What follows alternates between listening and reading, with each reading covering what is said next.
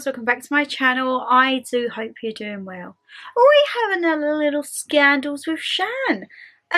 Slightly different, well, not different setup. We're kind of in the same area. All the lights are off. We've just got the Hollywood mirror on. I didn't want to bring my lamp out though. I quite liked having my little bunnies out because it is still Easter. We are still within the spring months, so until I can get the setup how I want it to be, my lovelies, we're just going to try and make it as dark and cozy as we can. I of course have got like a little theme cushion. We've got one of our skull ones out because we are talking all things murder today. And I also still do have my baby Yoda throw on me. The aesthetic appearance of all black, apart from the bright red hair, is how we are going to stay. But it is cold, so we've still got our little throat to keep us warm. And I thought, you know what better than to have a look into a storyline that I know has totally gripped me this month so far. There's been a Netflix series about it, it's been on the news, and it's all I've been seeing on the internet. So I have a cup of rather naughty, okay, this is a little bit naughty, but technically good. We have a mocha, but instead of putting cream and milk in it, I have put Irish cream skinny syrup.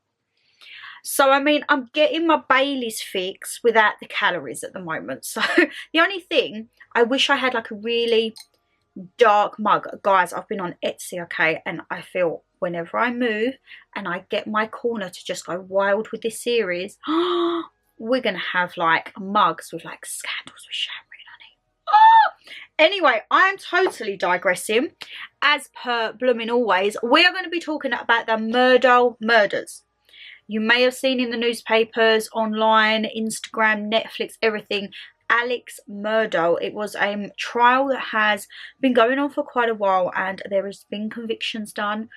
And all of a sudden, of course, Netflix does a 4-part series on it and I was hooked as soon as I saw it. So I asked over on my Instagram, my lifestyle, my food, left down on the story box and said any comments, anything you want to discuss, what are your thoughts on this scandal? And you guys have sent them in, okay? So get comfy, get cozy, and let's get a little bit spooky, shall we? Before we get into it, guys, as well, I'm so sorry about this tiny bit of hair. I just could not get it to settle down for love no money. This is my baby hair.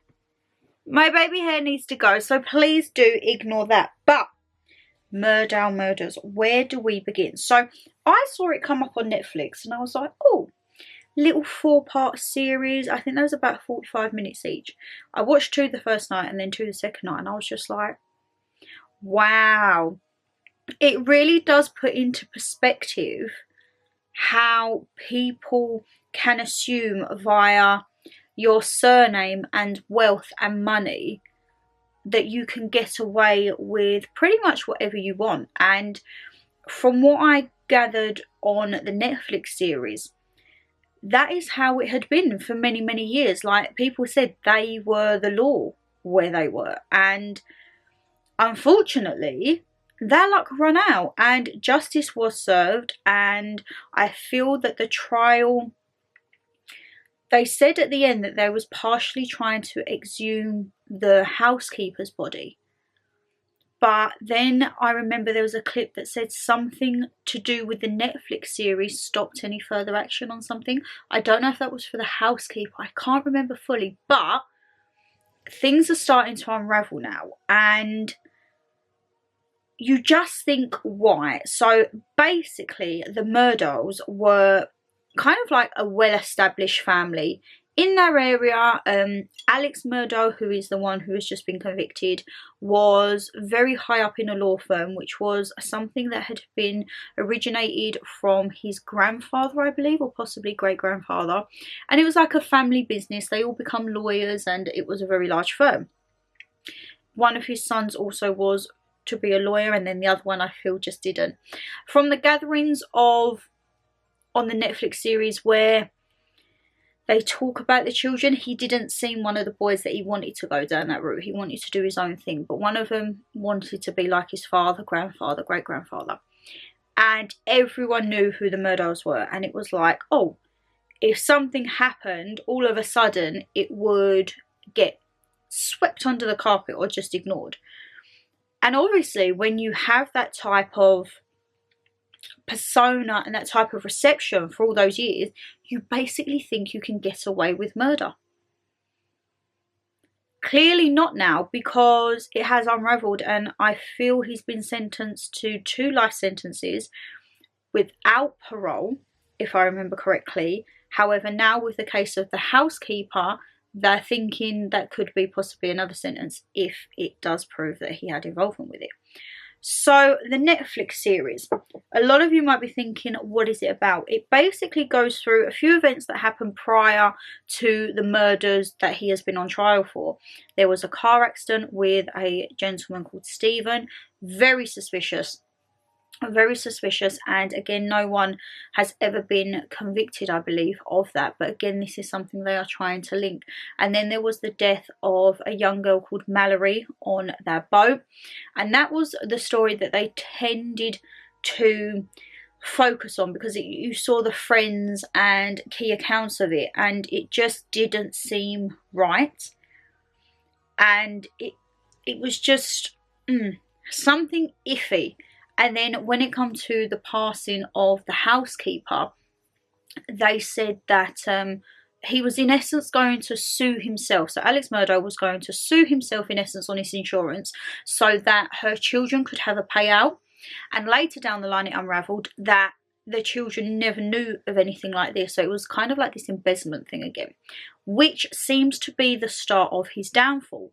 So Alex Murdaugh, they said, had a opioid and drug addiction, of which the housekeeper found out. And on the key account people, like the not witnesses to her attack but witnesses to herself, they believe that she knew too much. She'd found out his addiction, and she was going to expose him in a way. And unfortunately, the synopsis of it is they think that it was a way to keep her quiet, but unfortunately the lady did pass away, of which one of the sons took very bad, because she was almost like a mother to one of the sons growing up. From what I gather, the parents were there, but they weren't there, if you get what I mean. I feel like it was maybe just a thing for a family image, and they didn't really, not care, but they wasn't invested or involved as they should have been, I feel. Now, so when I saw the end part of it, it baffled me how it got to the point it did, and then the whole story changed. So you heard the recording of the 911 call, and then you saw the interview, and I've seen clips and bits and bobs on YouTube as well with footage, and he seemed so calm, which is why it put the doubt in people's mind, did he potentially have something to do with the housekeeper's murder? With this, the story completely changed when he realised it was changing. There was a video that was found on the son Paul's phone, which was taken, I believe, a few hours before the incident, and it showed him in the clothes. He was heard in the background. He was there. He profusely denied at the beginning that he was there, and then actually was like, oh, I was there. That, to me, you would not, if you was innocent, your story would not change. So please don't sit here and think, who on earth does she think she is? I'm just sitting in my room having a chit chat with you guys, because we all know I love things like crime and conspiracies. So please do not take anything I say as gospel, truth, everything like this. This is just bits and bobs that I've seen on the news and from the Netflix series, and we'll discuss what you guys have sent in. Please don't take it that I am like a criminologist, because I am absolutely not. These type of videos are very much like a sit down with Shan basis, where we get involved, you send questions in, your theories, and then we just have a chit chat. It's not along the vibe, I mean, I would love for it to be along the vibe of, you know, like the likes of Bailey Sariam, Eleanor O'Neill, where I can sit here for 40 minutes, an hour, and tell you all the historical events. But to be perfectly honest, guys, I don't have the resources or time to investigate a case in such depth every month. I'm going to be perfectly honest with you. So this is why I still love to get you guys in, because you've sent me through your theories and you've told me some recommendations, which is fabulous. I have watched the Netflix series on it, so I feel like I've got a little bit of an understanding, and I've done a little bit of research as much as I can in the time. So yes, if you feel these videos are not going to be to the level that you expect of a like crime story video, I do apologise. I do apologise. If for whatever reason I was able to give up my job and this was my full-time job, you know that I would be researching crime and conspiracies all day every day, and I would give you the best videos that I can in those circumstances. But for now, the best videos in my circumstances at the moment is try and get as much as I can, but involvement of you guys. That went on such a detour, but I wanted to clarify that up because I feel I love watching like Ellen O'Neill and all that, and I love how in depth and everything they go. And I realised on my last video, like, I couldn't go as in depth on some of them because I physically did not have time to do research. And that's not me putting out a half-hearted video. I give it all I got in all my videos, you know that, guys. And to sit down with a cup of coffee, speak about crime stories and conspiracies, that's a bit of me. And I wanted to separate it from the Sit Down with Shan, because Sit Down with Shan is more life topics and general bits and bobs. Nothing too, I mean, I know we do go deep in those conversations, but nothing too dark. This is the little series for all the dark and shizzle bits, okay? So yeah, just wanted to clarify that. But who knows, in a couple of years, when I've got my own place, we will have a proper little crime section. And I cannot wait. As I say, I've been on Etsy. Oh, if I could buy all that stuff now. So, as I say, I asked over on my Instagram what your guys' thoughts were. So we will go ahead with it. One of my lovelies says, sorry my message won't fit in the box. Yeah, Instagram, you need to like make the answer box bigger. You can put like 4 or 5 words in and that's it. If you ever do see any question polls on my stories, guys, whether it be Sit Down with Shan, Scandals with Shan, Mukbang with Mum, Q&As, and you can't fit it in the box, just send me a DM, put the first line as like Q&A, Scandals with Shan, and then when I quickly filter through my messages just before I film these videos, I can screenshot and add you in, okay?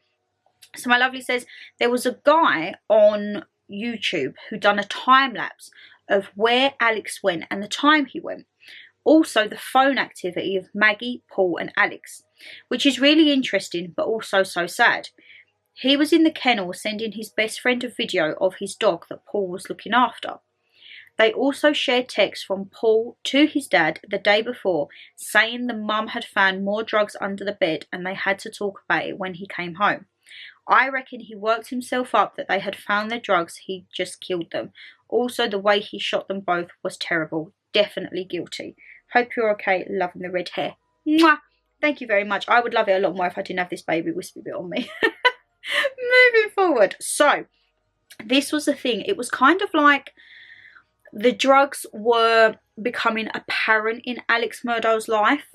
And his son had found them. His mum had found them. And I do get where my lovely is coming from, because I feel almost he thought he was being cornered. Because I think, if I remember, in one of the Daily Mail articles, they wanted to try and get him to rehab. And he was like so adamant that like he didn't have a problem and everything like this. But it had been a recurring current theme for quite a few years. And I remember, is it opioids is what he was addicted to? I have never touched a drug in my life, so I don't really know much on that area, I'm not going to lie. But opioids, are they something that was like around in the olden days? Or am I thinking, I'm thinking of Peaky Blinders. Oh no, opium. Opium was in Peaky Blinders. Opioids. I don't know what opioids are. I'm thinking they're potentially pills to be like located and found. And it just goes to show that you think a family who pretty much has everything. They have the firm, they have the jobs, they have the respect in the neighbourhood. They also kind of have the fear in the neighbourhood. But addiction can take anyone at any time. And unfortunately, it had a hold of him. And I do feel that he felt pressured, like it was all going to come down and be exposed. However, I feel it was a YouTube video I watched, they said that he'd actually almost in essence been sacked from his granddad or great-granddad's firm because he'd been embezzling money. And obviously that is not a light thing. Like, money embezzlement is basically fraud, if I know my police terms correctly. And to do that in essence to your own company in a way, things must have been bad. So had he got so far down with his addiction? Was he lending and owing, like on a buy and return? Would it be like, well, I'll take X amount of opioids off you and I'll give you this back? And then he realised that actually he didn't have the money anymore to fund the lifestyle that he had and the addiction took over. I mean, we will never know. I definitely feel now he is in prison, I don't think this will be the last that you hear. I feel there will be a lot of journalists and authors who will want to meet with him and do interviews. I feel there will be several books probably coming out on his side of the story in essence. It wouldn't surprise me whether, I mean, I don't know if prisoners themselves can strike up deals, but a lot of criminology books I've read where people go in and interview or do documentaries, for example, with people behind bars, I feel like there may be something like that. I feel he will definitely want to put across his side of the story. I feel there will be a lot of focus now on his surviving son Buster, because watching him in the courtroom clips, I mean, that can't be nice for anyone to hear, let alone to hear what your father has potentially done to your mother and brother. I mean, it's not. The thing that got me was when they released his mugshot for prison, and it was almost like he was smiling. He had like a shaven head and he had like a grin on his face, and you think, you have murdered, as he's been found guilty of. I mean, he's probably still professing his innocence, but you have murdered your wife and your son. Like, you can't be standing there grinning, because why? And then you've left, like, your poor remaining son has now got to deal with that in the village, and he will never, that in essence, from having your name as something so highly respected, is now probably quite tarnished. And yeah, I did feel sorry for the son when listening to watch it. I was like, no. One of my lovelies, she sends, this is what I mean. I love it because when I see you guys sticking to the boxes, I get like 3 or 4 for the same, and I'm like, I just follow it through. So one of my lovelies says, you need to listen to the Murdaugh Murders podcast. So much more informative than the Netflix documentary. I listened to the podcast, watched the whole trial live on YouTube, and then Netflix. Crazy how much was left out of court and the Netflix documentary. The podcast reveals so much more, as it's 2 small town journalists trying to expose him before the police really investigated. See, that is great, because now I'm on Spotify. I've come away from Deezer, I'm on Spotify, and there is so many podcasts on there. Honestly, on Deezer, I was just listening to Shits and Gigs. Now on Spotify, I listen to one, I think it's called True Crime Mysteries. But I will be looking for this and adding, because I actually quite like to listen to a podcast now in the mornings going to work. I like to listen to little 20-minute ones that are kind of motivational, uplifting stories to just try and get me boosted for the day. Coming back, I will always have my music on. I'm not going to lie, I will always have my music on. But I also sometimes put a podcast on when I'm in the bath. So I would definitely be adding that to it. Thank you, my lovelies. And as I say, because when police get involved, sometimes facts get very twisted and misconstrued. I mean, heaven forbid, I don't know what on earth was happening with the case in England that tragically was the one that we spoke about in last month's episode of Nicola Bulley, who was found unfortunately and passed away.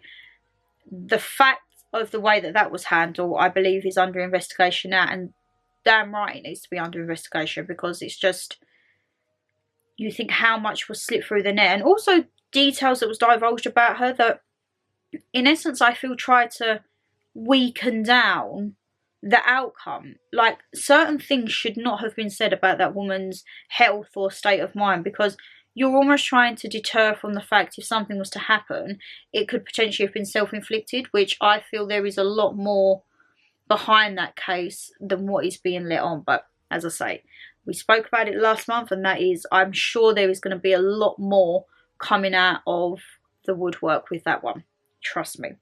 One of my lovelies says, never heard of them, but I'm going straight out to Netflix to find out. Be right back. Honestly, let me know how you found it, my lovely. Let me know how you found it, because when I'm on there, I'm hooked. There is another series, guys, that's come out. It's 3 or 4 episodes. However, they're an hour and a half per episode. They are long. And it is I want to say 370. It's about a plane that disappeared. I feel I'm going to watch this, and this is going to be a whole nother episode, because that is Conspiracy Central. How can a plane, I think it had 209 passengers on, just disappear? Literally out of thin air. Oh, I've got quite a lot of Irish cream in that. Oh, that syrup is nice.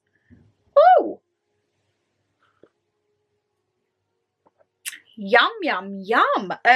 Yeah, so I feel that could potentially be going on. I will be watching that documentary. Let me know if you've already seen it or if you plan to watch it. But stuff like that fascinates me as well, because I just think, how can a plane go missing?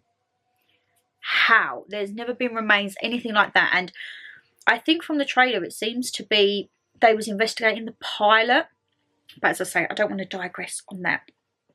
Another one of my lovelies says, saw this on Netflix and it was bizarre. It was.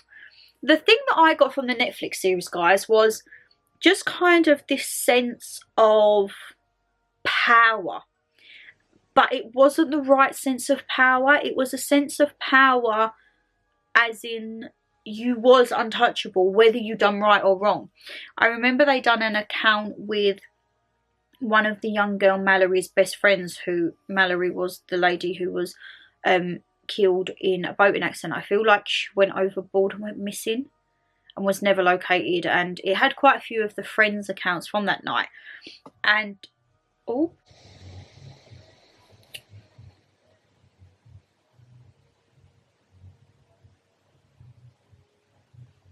sorry about that, my lovelies. You'll never guess what, it was an Asda delivery van. I thought that one of the lads next door had pulled up, and I looked out and I was like, oh my god, it was an Asda delivery van. I mean, he was clearly loving his life. Clearly loving his life. Anyway, where were we? God, you know when you get out, and I was in like my little warm space, and now I'm like, whoo, chilly, chilly. So, another one of my lovelies says, a weirdo family. It is very... It is, isn't it? It's just strange. And the fact of, I believe in one of the Netflix episodes, they spoke about a crash. And one of the people, I think it was their son, he was over the limit or something like that. And they'd crashed, and the young girl had called the police. And when they come, the first call for him was his father and that. And they was like, what have you done? Have you called the police? And she was like, obviously, yeah. And they was like, why did you do that? And it was like, kind of just a big conspiracy in itself within like the village of they could do no wrong, and even if they did do wrong, there was always like some way about it, some way to rectify it. And just like, I don't know, it just didn't seem right. But unfortunately, your luck runs out, and justice is being served, and hopefully will continue to be served if they continue with these cases. One of my lovelies also says, money didn't win in the end. Father and son gone. Oh no, mother and son gone, and Alex got life in prison. The surviving son is dodgy. Now, the surviving son is Buster. The son that was murdered was Paul. They said that they feel he always wanted to look out for Buster. From what I gather as well, Buster was like the blue-eyed boy, the golden boy. And it was a really odd setup at one point where Alex Murdaugh called in to say that he'd been shot, and then they also had 911 calls of people calling in being like, there's a weird man on like the edge of the road, he seems like he's been shot, but it seems like a setup. And what actually transpires is that he'd hired someone in essence to kill him. He wanted it to be gone, which I'm thinking for like insurance policies. The gentleman that they arrested and questioned said he wasn't aware of like insurance embezzlement or anything like that. He was just told something he had to do. But I think it went a little bit wrong. They had a tussle and that. And you heard on the call, they said, oh, where did he shoot you? And he said, in the head. But he sounded so calm. so calm, like, why? And when people was looking into it, and you had like other reports from people on the program, they said he would have wanted Buster to be looked after, therefore, i.e. it would have been like an insurance embezzlement, to which the man who was supposedly have been helping him do this said he had no idea of this embezzlement issue. But if someone says to you, I need you to shoot me, you would question it, wouldn't you? You would really question it. And I don't know, it's very, very weird. And seeing Buster in the court, it was sad at some points on the clips that I saw, because he has to relive accounts from his family members, and then obviously you have the criminology and the photos and everything like that. So that's not, regardless of your relationship, say with your mother or brother, you would not like to see the way they was murdered, which is what one of my lovelies said in the other one. The way that they died was horrible. It was gunshot wounds, and I feel on the one with the son, they said it must have been at such a range because you had like the brain splatters. It's not nice, is it? It's not nice. And to do that to your own flesh and blood just goes to show that people will sometimes go to any extent to keep secret. So if you were to say to me, my personal opinion, do you think he done it, Shannon? Yes. I feel there is too much evidence and there's too many like coincidences for him not to have done. And it just, as I say, I would never understand how you could do that to your kid. I mean, I know, and I say plenty of time, everyone has it in them, I feel, and I feel everyone has that rage, but it's whether you have the control or the morals or the mindset to like say no and stop, or whether you would just go out and do it. I mean, I feel we do all have it in us. I feel we all have this hidden rage that if at some point it was unlocked and we had, say, a blackout or anything like that, you might not know what you're doing. But I do feel, hand on heart, I feel we all have it in us to commit such crimes, which some people may not agree with, but I don't know, that's just my personal opinion. And I feel that is why there is, see, this is like a whole nother topic, because it reminds me of a film I watched with Angelina Jolie where they say there's only like 20% of our brain unlocked. And I feel, why is that? Why is that? Is that because if we unlocked more, we would be more capable of things, and it would not necessarily be good things, it would be nasty things or malicious things? That in itself is a whole new mind game. Literally, to think that we've not fully unlocked what we are capable of. And will we ever fully unlock what we're capable of? See, all this is just a tangent after a tangent, ain't it, my lovelies? One of my lovelies says, watched it all and watched some YouTube's video on it. He definitely did it. I agree.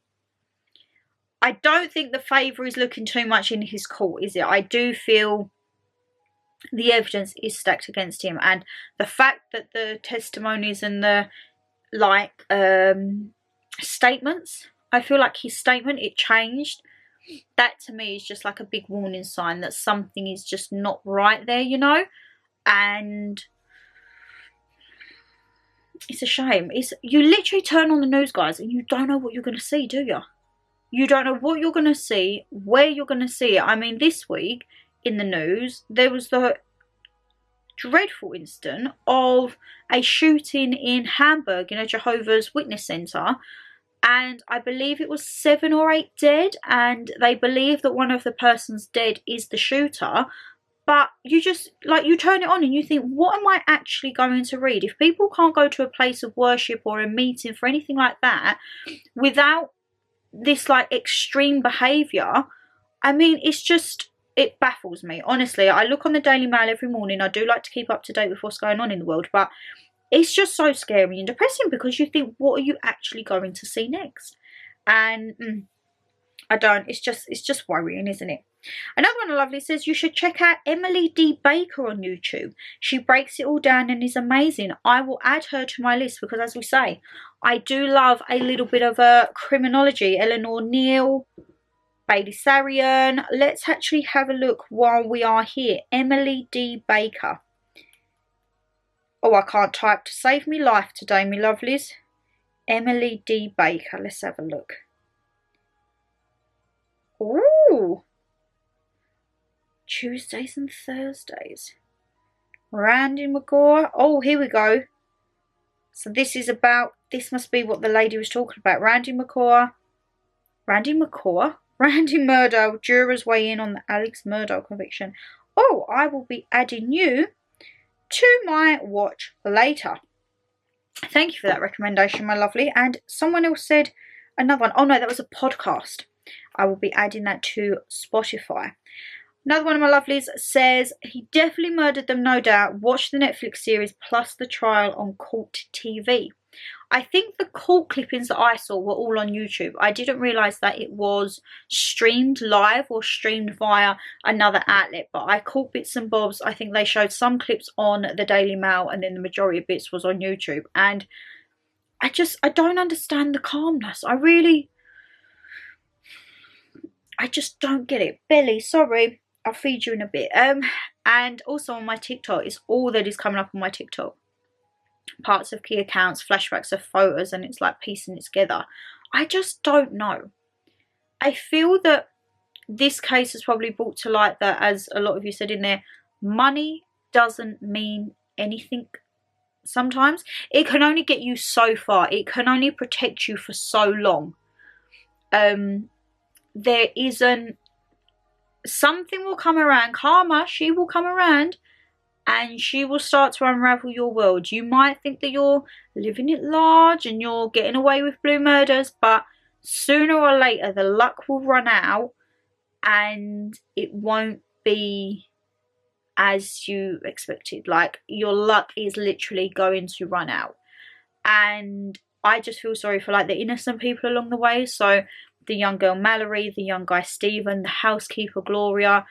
It's just innocent people have not gotten in the way, but because they find things out or something happens, and it could be just a freak accident or an act of Mother Nature, but it's just, all the fingers come back to that family. And they said on the Netflix series that the wife walked past a shop one day, and it was like one of the shop owners, and he said, someone said, oh, there's, I think it was like Maggie Murdaugh, and they was like, no, Maggie Murdaugh, and they was like, no, murder, like something is up, because there was also a version where they believed that Maggie was the one that pushed the housekeeper down the stairs, and as they subsequently, she passed away. But it's just very strange, and I feel like in this day and age, why are we still reading about stuff like this? In this day and age, is there still so much, I would say it's pride, and I feel that is a big thing with a lot of cases, that it's pride gets in the way. So for example, Alex Murdaugh, he had a drug addiction and he was obviously having money issues to be embezzling that type of money to potentially fund the drug habit.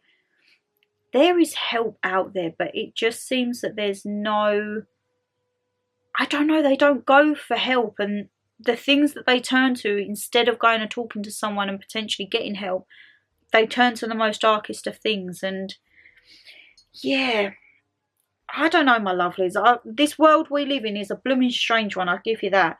So, my lovelies, that's going to round up our little scandals with Shan. As I say, I love sitting down and having a little chinwag with you guys, and this type of stuff I love. I absolutely love. Again, send me in any cases you want me to look over. I actually have a very big growing list for true crime and conspiracy theories, so best believe this series will be going on and on and on and on and on and on and on, and goodness knows how many hair colours we're going to get through, eh? But yeah, I'm going to try and tweak the setups as much as I can throughout the time. I might try and chuck a couple of skulls behind us when the Easter bunnies go, but having all the lights off and just the Hollywood is kind of as like dark and cozy as I can get it, unfortunately. But yeah, hey ho, we got to work with what we got, and we make do with the best situation we can. Guys, if you did enjoy the video, you know what to do. Hit that thumbs up and subscribe down below, and leave me a comment. Have you seen the Netflix series? Have you listened to any of the podcasts? Did you follow it online? Are you going to watch the Netflix series? And most of all, what are your thoughts on this case that has pretty much been taking the news by storm for a bit, and as I say, has took Netflix by storm because they've created a little documentary on it. Take care, stay safe as always, and I'll see you tomorrow for a brand new video, which is the Hello Spring vlog. So you get to see the room and the house in all its spring entirety. Bye guys.